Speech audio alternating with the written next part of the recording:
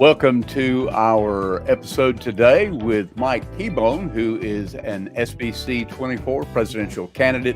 It's part of our series in our SBC Issues and Ministry Q&A group on Facebook. So we're glad to have him joining us tonight. And I'll bring him on here in just a moment, just to give you a quick idea of exactly what we're doing. Each of the candidates are answering very similar questions. Many of those have been asked by the group and other individuals on either X or, on Facebook or somewhere of that sort. Tonight, we're going to be discussing the views on abuse reform, progress of the GCR and where it is, views on the impact of the McRaney NAMB case and the lawsuit there, which many are questioning religious liberty and which side of the fence that comes down on. So we'll talk about that. Declining membership, if we have time as well. Continued pleas for transparency across the convention and the law amendment and possibly more. So there are basically three kinds of questions that we're asking. First, the questions that we ask all the candidates on prominent issues, questions unique to a candidate, and then any additional questions that you may have. You can ask those questions in the comment thread there of the stream of the video. And if we have time and they're relevant, we will insert those and ask the candidate those questions. Now, one more thing before I bring Mike on. We're not going to do a lot of introduction as to his background. We have put a copy of his bio basically from his church website. It's in the video description, so you can go there and link on that.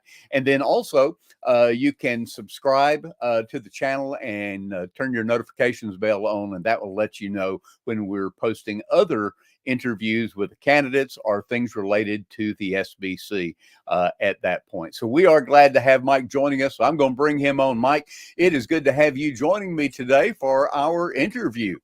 It's great to be here, Bobby. This is an amazing setup you've got here. I love it. Well, I appreciate that. We're glad to have you joining us today. So we're going to jump right into it. And I want to first kind of ask you it's the first question we're asking all the candidates, but kind of help set you apart, I guess, a little bit to some extent. But what makes you alike and different from most of the SBC presidents that we've had recently, like Bart Barber and Ed Litton and J.D. Greer? What's similar and what's different? I think what's different is I'm a little darker shade than those guys. Well, yeah, there is a difference there for sure. That's the Comanche, Kiowa, and Cherokee coming out in me. Right. Yeah. I think what makes me the same is I think we all have felt a calling to this position. And, the difference, obviously, is that they actually served in this position. And I'm just trying to be obedient to the call that God has given me on that. I don't know each of those guys personally. I do know Bart personally. I've spent very little time with Ed Litton, and I've spent no time with J.D. Greer. So I'm not sure how to make all of those comparisons. But I'd say with Bart, I think I'm like him in that he's super down to earth, really loves people, loves the Lord, loves the church, and is very open to having real and hard conversations with everyone in our convention, not just a select few. And so I appreciate that about him. I also love it that he doesn't come from a ginormous church, and we First Baptist Lawton, we're a growing church, but we've started out pretty meager, and the Lord's been good to us, and it's been awesome. And so it makes it something that is attainable for normative type churches. And so I love that. As far as Ed goes, I love some of the work that he's doing to give ethnic churches a voice. And so we both have a passion for that. I think we probably see that a little different in some ways, but I do love that he has a heart for that. And I'm super passionate about, Native Americans that are Southern Baptists having a voice in our convention. Yeah, that's great. And that is a perspective that obviously others don't have exactly at that point, even though they may be championing those perspectives. You come from a different perspective, having been Indian and grown up with that. Most don't know, although you and I have gone back and forth a little bit about it. You grew up basically in Elgin. I was pastor at First Baptist Church of Fletcher, which is just up the road. We had a good number of people from Elgin that were members of our church when I was at First Baptist years back. We were there slightly different times because our age is relatively close. So you had left Elgin by that time, but Lawton is just south of there, where you are now pastoring there in Comanche County, still the same county. of that part of Oklahoma. So it's a great part of the country, and our family loves going back there and being a part of that part of the country for sure. Hey, look, this is a huge question to ask, but let me ask you to the best you can in a kind of a nutshell, a synopsis, respond to this initially. Then we want to unpack some parts of it. But what is your view on the issue of abuse within the SBC? Again, it's a huge question, but It is. It's hard to find a place to start in that, but I think I can go back to at least when I became involved. It's about 3 years ago, and I first started on the EC. And so at that time, if you'll remember, this is the convention that was in Nashville, and the messengers overwhelmingly said, we need to look into this. And that was the vote that would lead to waiving attorney-client privilege. They wanted to make sure that we took a deep dive to make sure that our convention was not having some sort of systematic issue in trying to manipulate or somehow cover up abuse and those kinds of things. And so that's when I got involved. I was a guy that for many years in my ministry was serving as a youth minister, and then recently had just become a pastor, and didn't pay attention much to what was going on at the national level. And I'm ashamed of that. I think that is hurtful. I mean, I'm Southern Baptist for a long time, since I was 19 years old, serving in Southern Baptist churches. Before that, attending a Southern Baptist church. My testimony centers around the Southern Baptist church and the local church. And so been a Baptist for a long time, but never really took seriously what was going on at the national level, national scene. And so when I was sort of thrust into that spot, it opened my eyes to how important all of this is. And so that began my journey. And so as we walked through that, what we uncovered was that there was no, at least it appears to be this way up to this point, Bobby, that it looks like there wasn't any systematic issue like they have in the Catholic Church, or had in the Catholic Church, where the top down was trying to manipulate information or try to move people around and hide something. We didn't have that. But what it did uncover is that we had over 700 victims that we knew about. And the crazy thing about abuse is that only 2/3 of abuse really gets reported at the time of the abuse. And so a lot of times those reports come out years later because of the shame, because of the anguish, because of the pain, the trauma, all the things that are involved in that. And so we don't really know exactly what kind of numbers that we're dealing with, but we do know 1 in 4 women are sexually abused, 1 in 4 or 1 in 6 males. Okay. And so when those numbers are there, and that's nationwide across the country, and you put those numbers and apply them to Southern Baptist churches and the people that are in those churches, we know that it's an issue. Now, does it mean that all those issues are happening in the church? Certainly not. We don't know that number. I don't think we can know that number exactly. And I don't think we want to know that number. I think it's awful, whatever it is. But we know it's happening. We know people are going through it, and we know it has affected our ranks. Just this last week, Bobby, one of my former students, somebody sent me the screenshot. Serving as a youth pastor here in our state, someone who has spent a few years in dealing with teenagers in ministry, was just convicted of sexual abuse. We had guys in our state here in Oklahoma that, we're seeing the same kinds of things. So it's happening everywhere. We're starting to see it more as people are feeling more comfortable reporting it. And so I think a lot of people debate all the time, is this a crisis? Is it a crisis? Is it not a crisis? And I would say it absolutely is a crisis because of what we know and because of what we don't know. And I think the numbers are far greater than we think, and we're seeing more and more of it every day. And so I think it's important as a convention, we have to address it. And so I think, people say that we're not unified in this. I think we are, Bobby. I think every Southern Baptist hates abuse, and everybody in our convention wants to deal with it the right way. I think when we try to figure out what that looks like, that's where the division comes. And so I think it is a crisis. I think we're making good steps, or taking good steps to get better. And we're really working from the idea of, as an ARITF, from prevention and response. Churches just do not have good tools at this point Right. to And let me handle it. interrupt you just a second. You Yeah. use the acrostic for ARITF, but explain exactly what that is, just real quickly, for those Okay. who may not know, Yeah. and what that stands for, real quickly. Okay. It's the Abuse Reform Implementation Task Force. Okay, and And you serve so on that. I do serve. I've served on it for the 2 years that it has existed. And before that, there was the Sex Abuse Task Force. So that task force was tasked with seeing what the problem was. And so after seeing what the problem was, there were recommendations that were made. And so the ARITF was created to implement those findings and those recommendations. Okay, very good. I want you to respond to, it was on one of the podcasts we did on this channel with Mike Stone, and Mike was responding to some of the questions that have come up about the abuse and the crisis there. His argument had been much like yours. You didn't go into a lot of detail, but saying that, this doesn't look like it's a systemic problem, as in like you would see in the Catholic Church or somewhere like that. But it's a crisis in the sense of any time there is an abuse situation, that's a crisis, especially within that local congregation if it sits there. But I want you to see what he had to say. And remember, this is when he was in the race for the president. So this is a couple of years back. But listen to what he says. I want you to respond to it and kind of add your thoughts to it. As a survivor of sexual abuse, you could call me an awful lot of things that would not be any more wicked, any more vile, or any more untrue.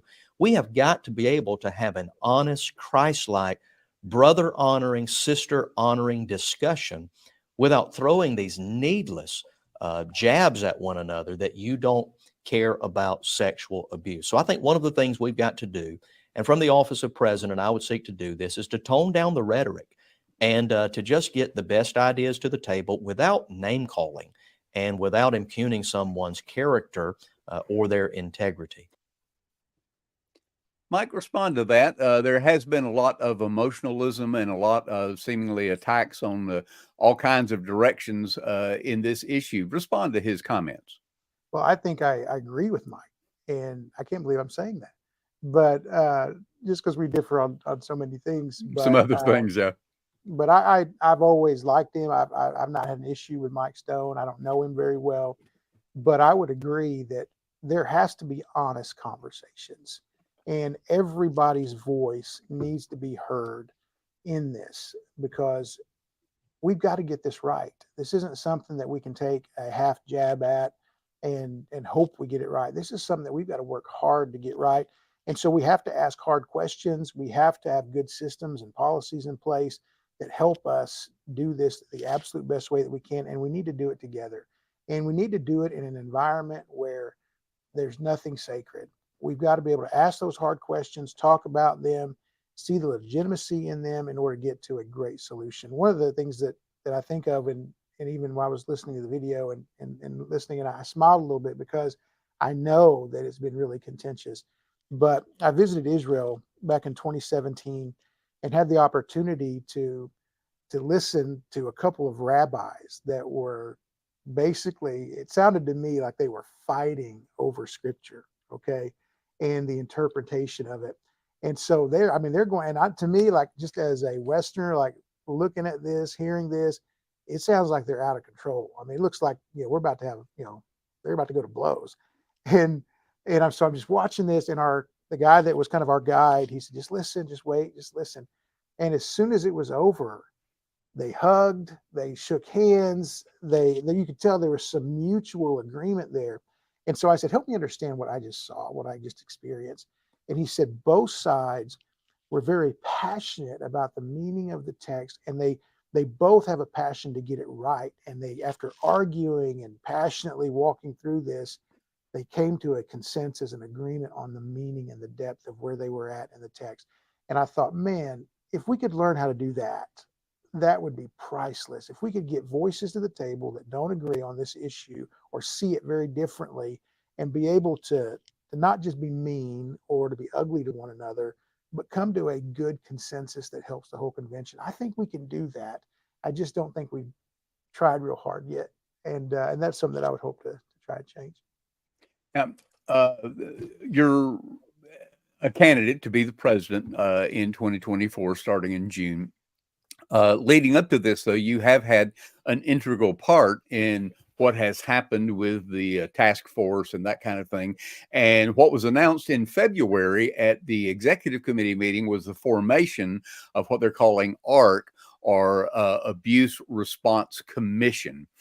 At that point, you're serving to be a part of that. So, can you kind of tell us how you feel like, is this creation of the Abuse Response Commission a viable solution? What makes this a viable solution? It's created to be a 501c3 outside of the Southern Baptist. I've heard some people refer to it as a new entity of Southern Baptist, but I'm pretty sure that's not right. No, But clarify that for us. Yeah.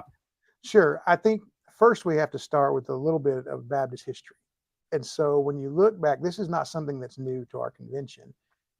Some of our seminaries started this way. WMU started this way. It was a third-party organization that eventually came into the fold. And so this certainly has the opportunity for that, if that's something that our convention wants to do. So we just followed that outline or that pattern that we've already seen. But what we ran into in all of this was, we tried everything that we could to get it inside the SBC. We felt like that was really important, that it needed to be there, needed to be housed there. And so that was our first option. But we just continued to hit roadblock after roadblock after roadblock. And we were just told it could not be done for insurance purposes, for whatever reasons. And so when we got to that point, it was either, okay, throw your hands up and then step up in June and say, man, we tried really hard, but we just couldn't come up with anything. Sorry. And that just wasn't an option for us. We have been fighting in this for so long to try to get something done and to get things done rightly. And so, man, just praying through it, thinking through it, getting advice, reaching out, talking to state execs, associational missionaries, DOMs, you name it. I mean, just trying to talk to pastors and just anybody we could get real wisdom from. And the only solution that we could see was this third party solution. And so it helps to fix the issues with insurance. It helps to create a trust level, even with the survivor community. And so it accomplishes a lot of things that we need to get done. So we're really excited about it. And what it really becomes is a one-stop shop to be able to handle all things regarding sex abuse in our churches. And so the three objectives that we've shot after, that we've kind of been our target, excuse me, is we want to expand the ministry toolkit. You can go to sbcabuseprevention.com right now and you can see the toolkit. Coming in June at the convention, we're going to release a full curriculum for free that will help churches in the area of prevention and response. In our conversations with state leaders, with DOMs, with everybody that is dealing with our local churches, the overwhelming response is that probably 20 to 30% of our churches, or less than that even do background checks for people that work with their kids. And part of that, I haven't spoken to like state execs, associations, that kind of thing, for the most part, about the toolkit, but I have heard from pastors and have gotten nothing but thumbs up that it really has been helpful and helps them think through the process. So in fact, I need to remember when we get off, I need to put that link to that website in the comment section down below. Yeah. And the curriculum that we're adding in June is going to take it a step further. It's going to allow any church of any size to be able to download. We're going to actually have 10,000 flash drives that we're going to give away. You'd be surprised, Bobby, how many churches don't even have internet in their church. Right. Well, a lot of small churches don't. Right. Yeah. That's yeah. right. Because they don't have somebody there all the time, so they don't spend the money right. to have internet for Sunday only or Sunday, Wednesday. And they have a bivocational pastor. And the normative size church, is 125 or less.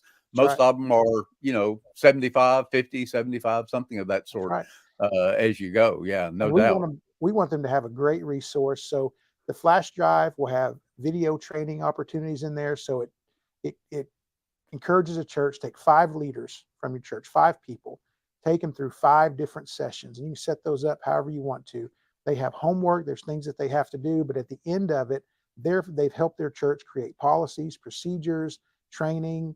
It's an incredible resource, and I'm excited for everybody to get their hands on it. So we'll have the flash drives to give out. You can download it right off our website if you do have the internet, and then we'll have some hard copies for folks to be able to take home even then. But it's we want to keep expanding that toolkit to make sure that our churches are resourced, that they know what to do, not just on the prevention side, but also on the response side. When that happens, when you get that phone call, when you get that knock on your door, you've got somebody that can take you by the hand and walk you through it. And you've got two great examples right now of churches, one in Arkansas and one in Oklahoma. The church in Arkansas did not handle it well. They did Right. not. And the Yeah, church in that's is it a man? No. What church is that? Is that you're talking about the Bickle situation? I'm talking about Emmanuel, I believe is the name. Yeah, Emmanuel. Yeah, that's what I was thinking. That's Mike Bickle, I believe, isn't it? And so I don't believe they handled it well. And then you had First Baptist Broken Arrow, who handled it beautifully. Now with Broken Arrow, you're looking at a church that has great resources, and but you take a normative Southern Baptist church that doesn't have resources like that. Who's going to guide them through an abuse situation? Right. Who's going to help them care for the victim? Who's going to help them know what their next steps are, how to let their church inform their church in the right way, and all those kind of things. So we'll be a place that we can do that with the ministry toolkit.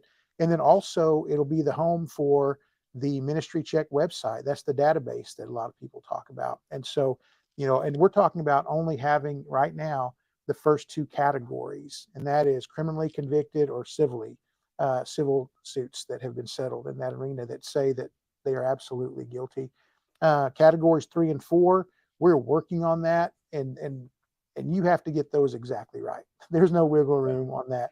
But there is a lot of controversy over that, and right now, in fact, I want to move off the abuse case because we've spent almost a half hour on that. A little bit better now, and we could spend the whole hour, no question. Maybe we need to do that sometime with some of your team. But I want to hit on a couple of other quick things real fast.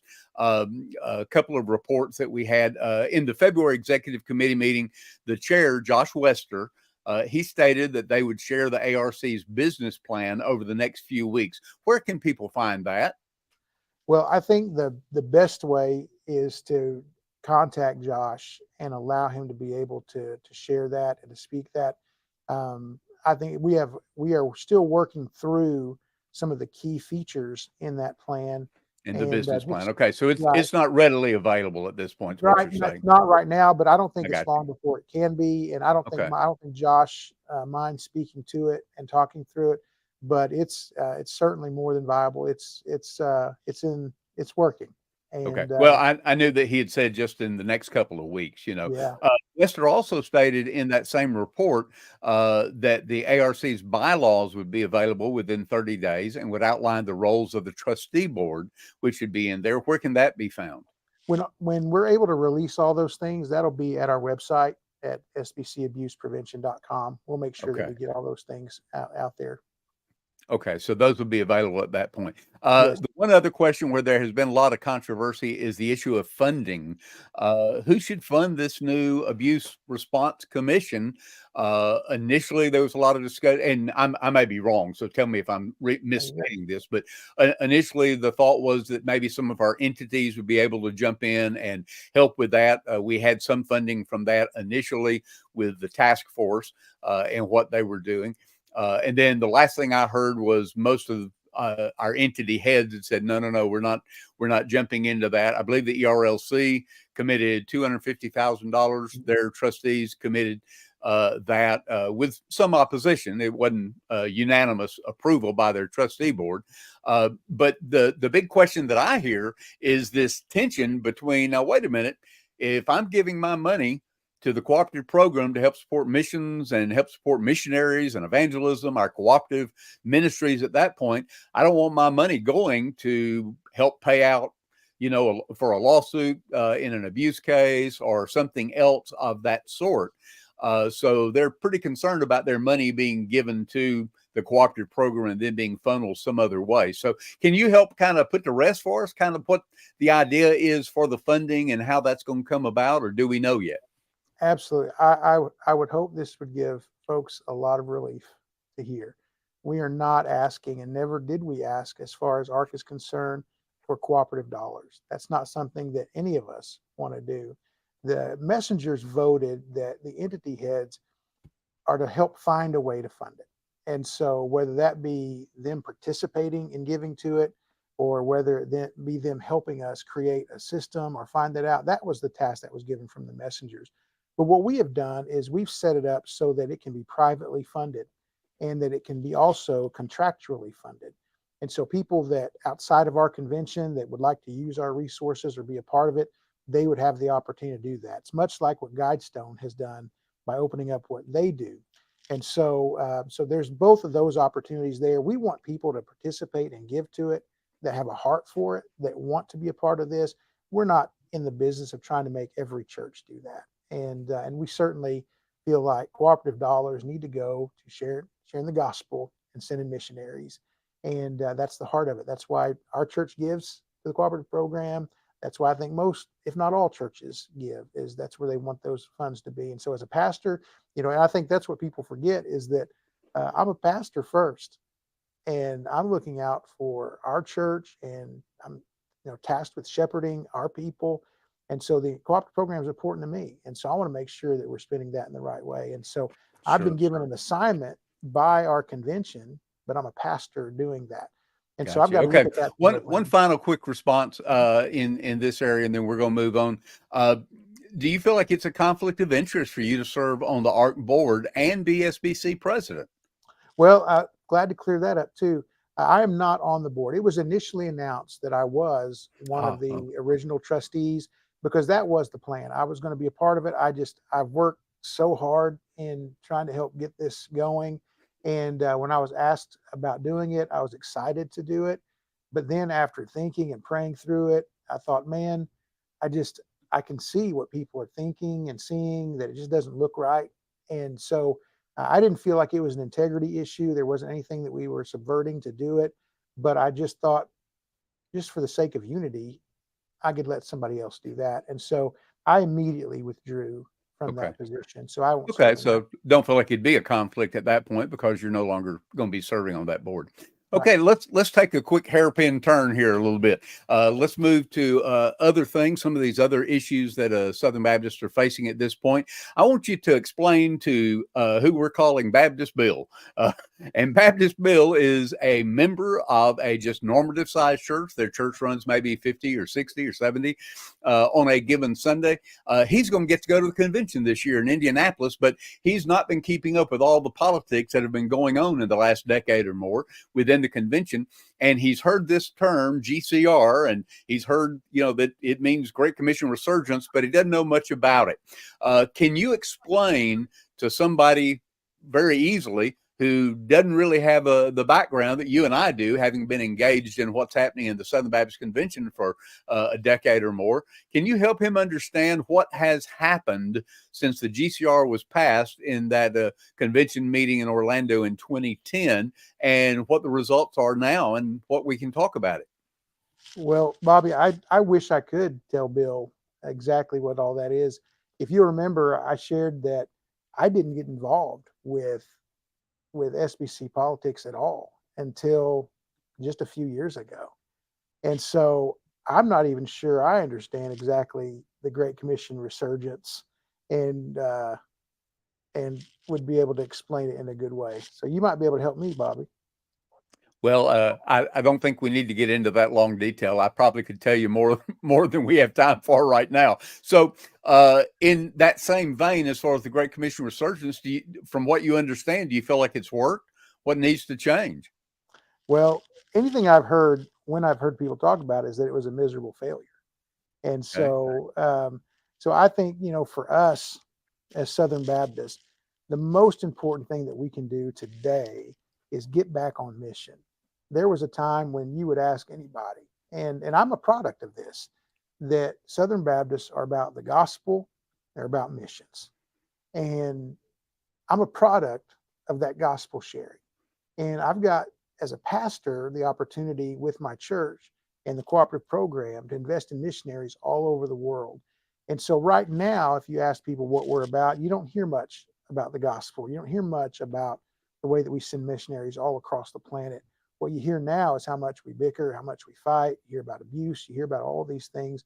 And so I think regardless of what you want to call it, regardless of the campaign that you have, we have just got to get back to who we are as Southern Baptists. For almost 200 years, we've been the best gospel sharing and the best missionary sending organization on the planet.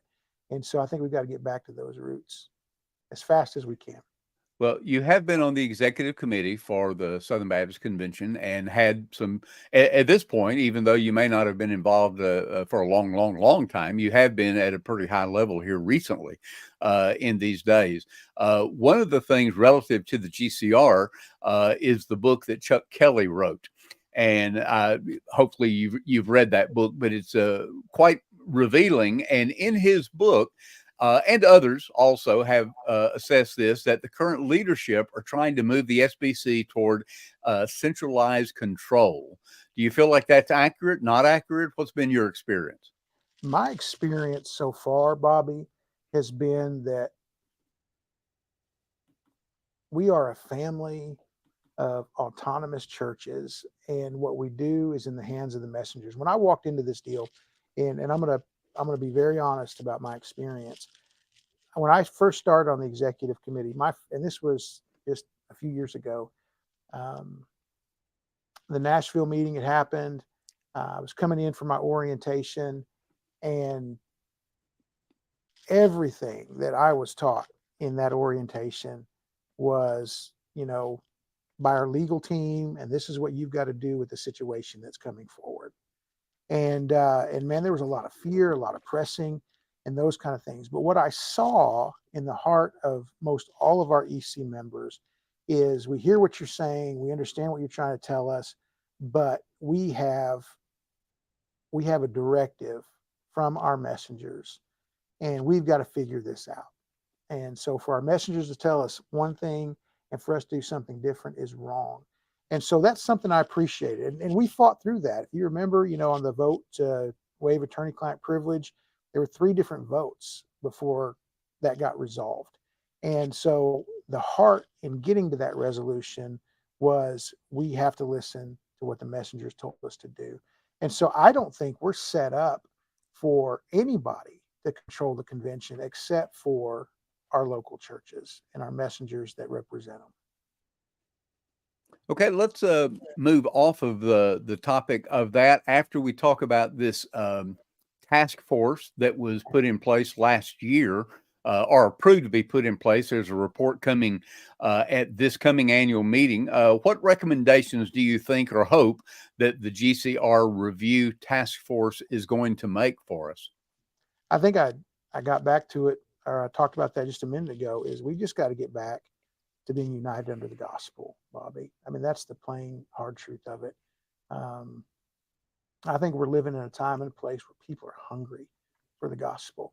And we're so busy debating, fighting, and arguing that we're just not taking the time to share the gospel. I'm amazed at how much time people are spending on Twitter and X. And I'm thinking, man, when is there ever time for ministry? Get out there and share the gospel with people. Today, I hosted Mike Law in my church, and I don't agree with Mike, but I consider him a friend and I consider him a brother, and I felt like he needed the opportunity to be able to speak and share, and let our people in our convention here in the state, and certainly in our association, hear a clear word about what he thinks and feels and his conviction.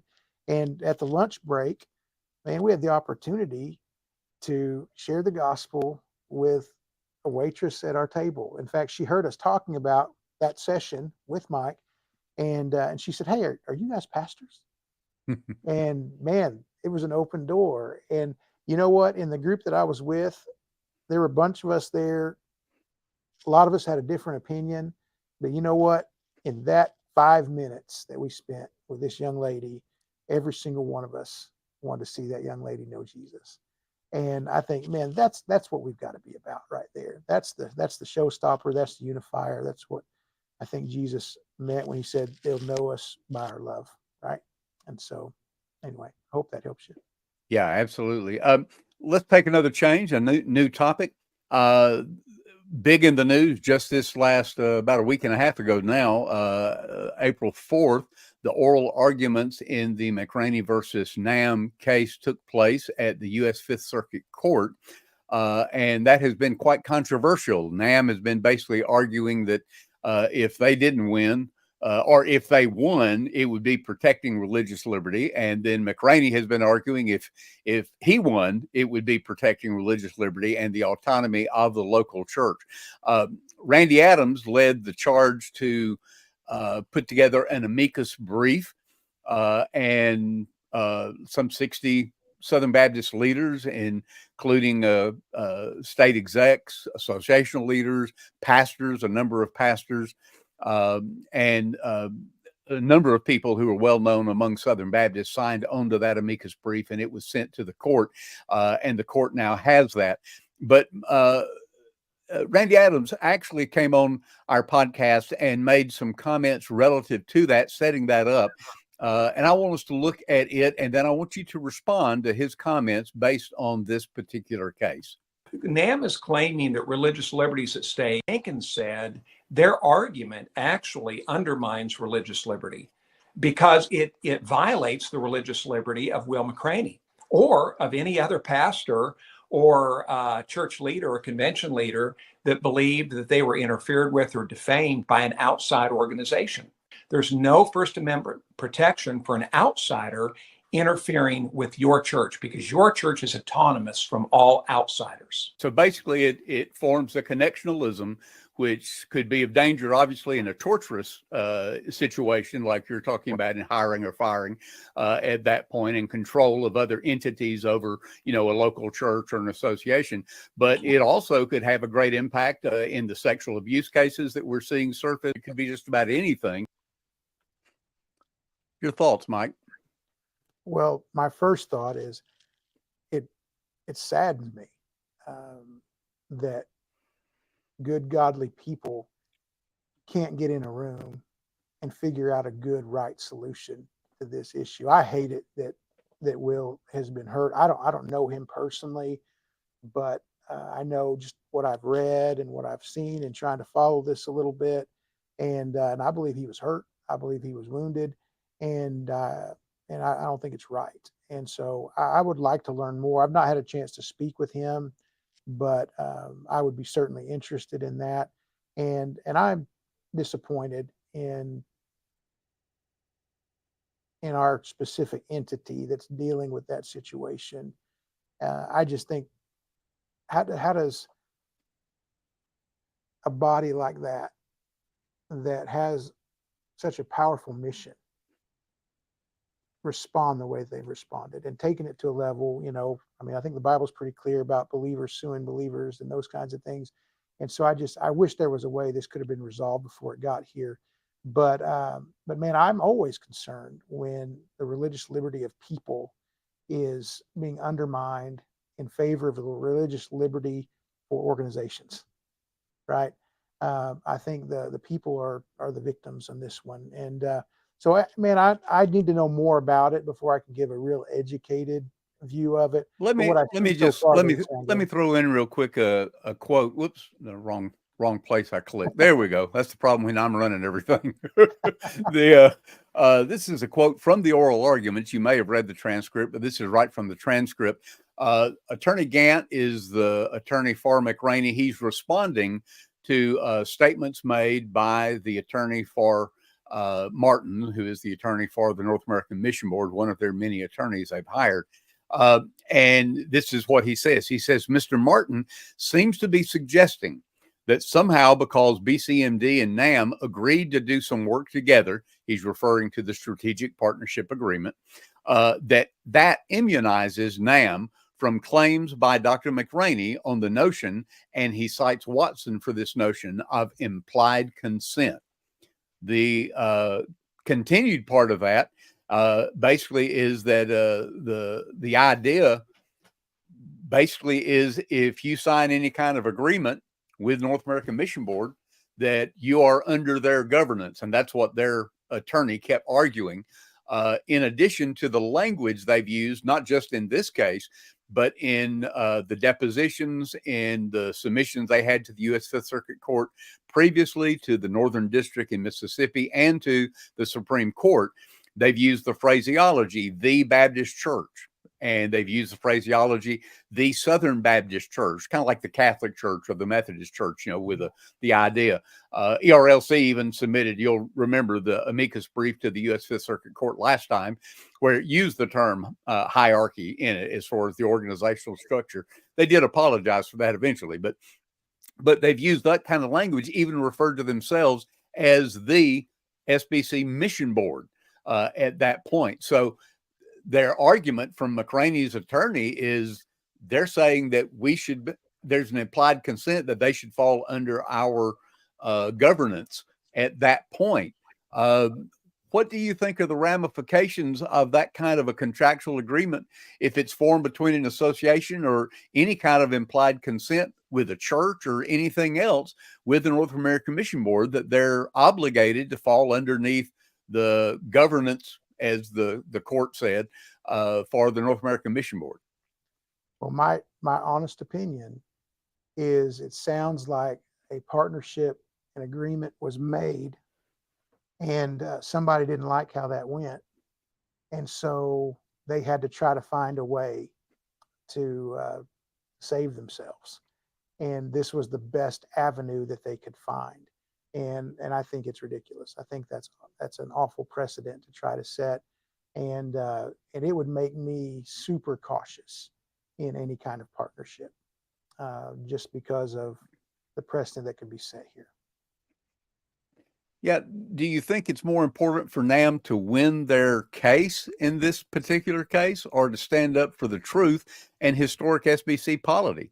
That's what they're basically misleading the court by using that kind of phraseology and implying that we are all one church at that point. I think in every case, the truth matters most. And I hate that that the truth appears to be getting beat up on here. And so I hate manipulation, Bobby. I hate that. Yeah, sure.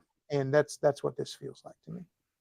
Well, does any SBC entity then have any rights or privileges over a state convention, association, or a local church, or even the Baptist minister or staff of that organization? It may depend on how this case turns out, Bobby. I would hope not, right? I mean, I think with our unique polity and our unique system of government.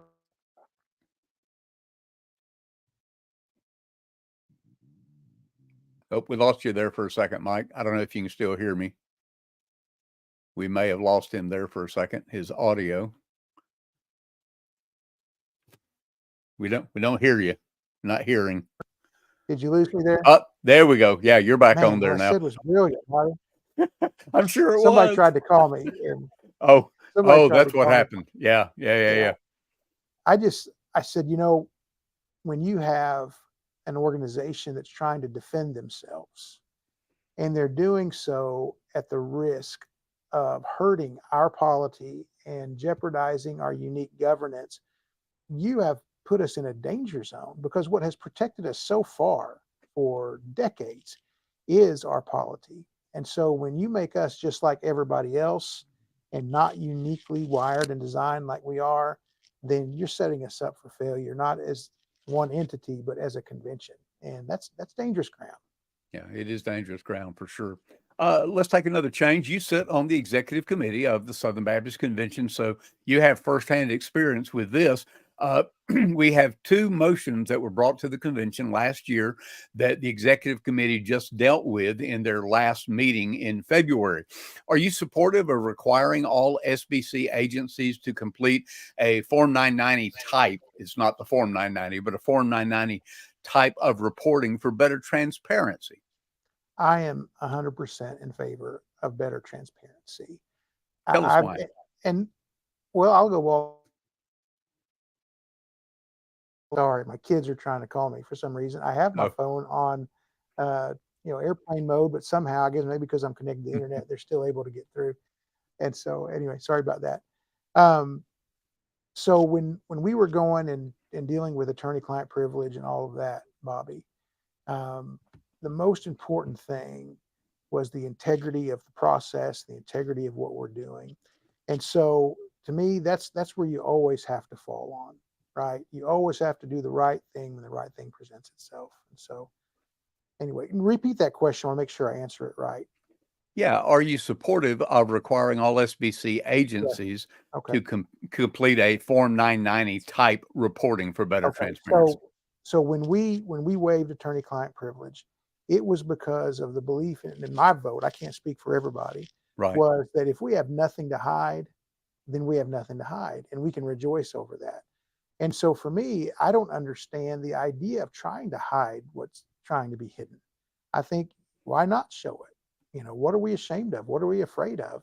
And if there's not anything that we're ashamed of and not anything that we're afraid of, then transparency becomes a really easy way to unify our convention and bring a lot of peace out of the contention that we have over this lack of transparency. So I'm in favor of it. I would support that in any way, shape, or form as I could as a candidate for the presidency. Right. Very good. Yeah, You that's know, clear. and Let's take another shift. You just mentioned having Mike Law out at your place today and getting to spend some time with him. And you just said that you disagreed with him. But let's talk about the law amendment for a second. Oops, the same one here. There we go. What is the law amendment? Remember, we're talking to Baptist Bill. Bill isn't fully familiar Right. with all the stuff going on. But Right. what is the law amendment? Do you support it, or why not? Sure. The law amendment is an attempt to bring even more clarity to what our Constitution says and what our statement of faith says, the Baptist faith and message. And so what it goes on to try and make more clear, because I think our Constitution and bylaws, Baptist faith and message already make it really clear that the role of senior pastor, that sacred position called by God, is for men. And what Mike Law is trying to say is that it's pastors of any kind. And so, and that's where I think that's where we started getting some troubling weeds. And so I spent some significant time with him today. He walked through his entire presentation to the group of folks that were here today. And in getting an even better understanding after today, I feel even stronger that it is not the way to go for us as a convention, simply because of the fact that it's not necessary. That clarity is not our issue. We know and we agree on the issue of pastor, that it's reserved for a man. I'm a complementarian. I'm certainly not an egalitarian. I'm not in that camp whatsoever. But it's just already clear. And so I don't understand the need for even more clarity. And then you also get into the issue of role versus function. Okay. And so, you know, from the platform. Well, yeah, because that's been brought up. There some Yes. churches that have, like, instead of a minister of children, like used to be called a lot of times, a minister of children, or a children's director, preschool Right. director, that kind of thing. Now many churches have taken on calling it a preschool pastor, children's Right. pastor, that kind of thing. And that's where some of this controversy is kind of Right. bubbling, I think. Right. And some of the issue is on title, but what the anticipation, and this is what I heard today, is that it's also in function. And so if you have someone a female who's serving in your church over your children's ministry. Now in Oklahoma, it's well over 90% of our churches here in Oklahoma have women that are serving in those capacities. Okay. Well, in those ministries, there are male Sunday school teachers. In those ministries, there are male sponsors that go to camp. And so someone could look at that and go, okay, here are these women that are in a position of leadership over men, so they should not be in that position. And so what this really looks like is that women should not have any kind of role in staffing in our churches at all.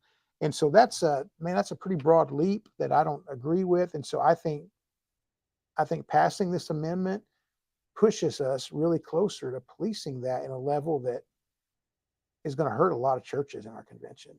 Okay, And along that line, then, if passed, do you think the law amendment's going to impact the membership of the SBC churches as far as the numbers of churches that continue to align? If passed, there'll be some churches that will be basically kindly shown the door, I guess you could say. right. But do you think it's going to affect the convention positively or negatively if passed? I think it's going to be both. I think you're going to have exits either way, Bobby. I think it's just going to be the natural byproduct. It's something that we just aren't unified in.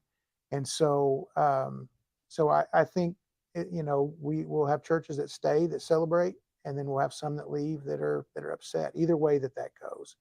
And here's what I do know. I do know that for almost 200 years, Southern Baptists have had issues. We've struggled, but the continuing pattern is that God's hand has been on us, and He has blessed us. And we've learned from mistakes. Sometimes those were hard mistakes that it took a long time to learn from, but God's hand has been on us continually, and I think He will continue to do that. And so whether it's the addition of churches or the subtraction of churches, God's hand is on us as a convention. And I believe it's because of our commitment to the gospel and to taking the gospel all over the planet. Mike, as we wrap up, I'd like to give you the last couple of minutes to be able to kind of make your case. If you had just the opportunity to state, hey, this is what I stand for, this is what I want you to know about Mike Keahbone, and why you should vote for me rather than any of the other 4 candidates that are running for SBC president. Why are you the best candidate? Well, I think we have great candidates, Bobby, and it's hard to set me apart, but I understand the heart of your question. And so I'm not going to play the humble card on that.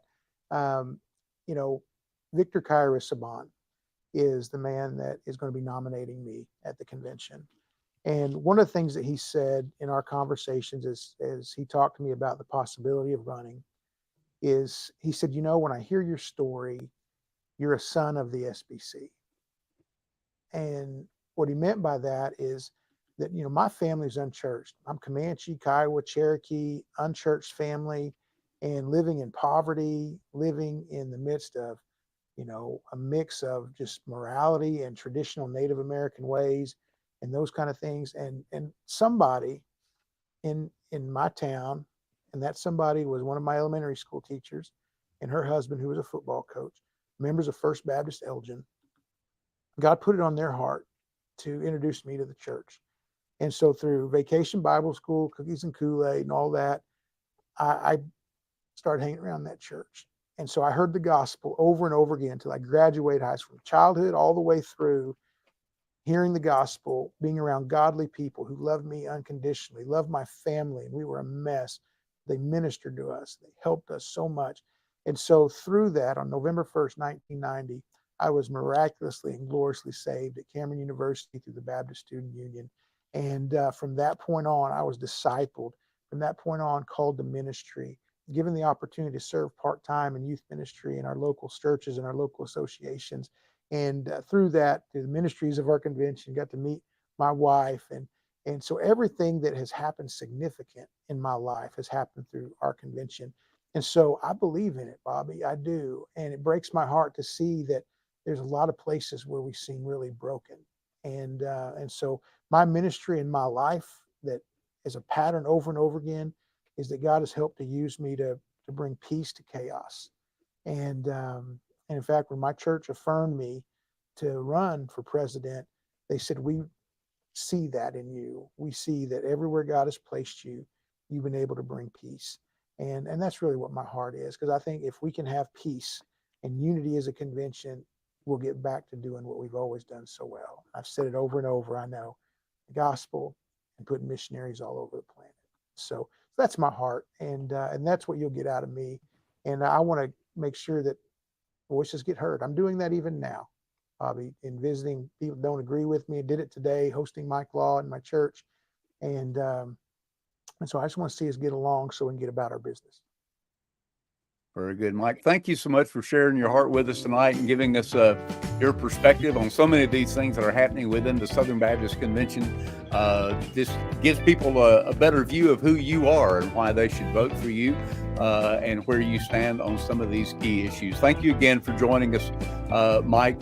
Stay tuned to the channel. We'll have more coming as we try to keep you updated on Southern Baptist issues as well as ministry issues related to smaller attendance churches.